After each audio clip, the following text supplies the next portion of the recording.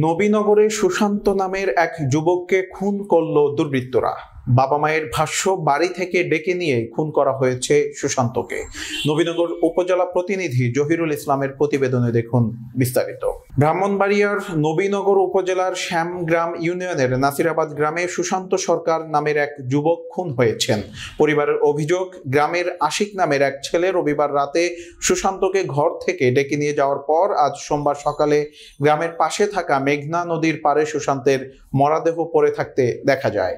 Police ও এলাকাবাসী সূত্রে জানা যায়, নাসিরাবাদ গ্রামের ক্ষুদ্র ব্যবসায়ী নিতাই চন্দ্র সরকারের ছেলে সুশান্ত সরকারের সঙ্গে একই গ্রামের তাহের মিয়ার ছেলে আশিক মিয়ার বন্ধুত্ব ছিল।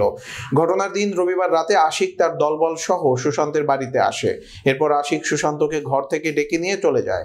সুশান্তের মা রূপালী সরকার জানান, আমার ছেলে সুশান্ত একটি পুরনো মোটরসাইকেল আশিকের কাছে বিক্রি করেছিল, কিন্তু আশিক সেই টাকা পরিশোধ না করায় এ নিয়ে সম্প্রতি আশিকের সাথে সুশান্তের একাধিকবার ঝগড়া হয়। এরই জের ধরে আশিক গতকাল রবিবার রাতে তার দলবল নিয়ে এসে সুশান্তকে ঘর থেকে ডেকে নিয়ে গিয়ে খুন করে। পরে মেঘনার পাড়ে আমার ছেলের লাশ ফেলে রেখে যায়। সুশান্তের মা পুত্র শোকে বাড়ির উঠোনে বিলাপরত অবস্থায় আরো বলেন, আমার 2 মাস বয়সী নাতিও ছেলের বর্ডারে লইয়া আমরা এখন কি করব? কার কাছে এর বিচার চাইমু? এই খুনের বিচার কি আমরা গরিব মানুষ পাইমু? নবীনগর থানার ভারপ্রাপ্ত কর্মকর্তা আফজাল হোসেন বলেন, ঘটনার সংবাদ পেয়েই পুলিশ নিয়ে ঘটনাস্থলে ছুটে যায়।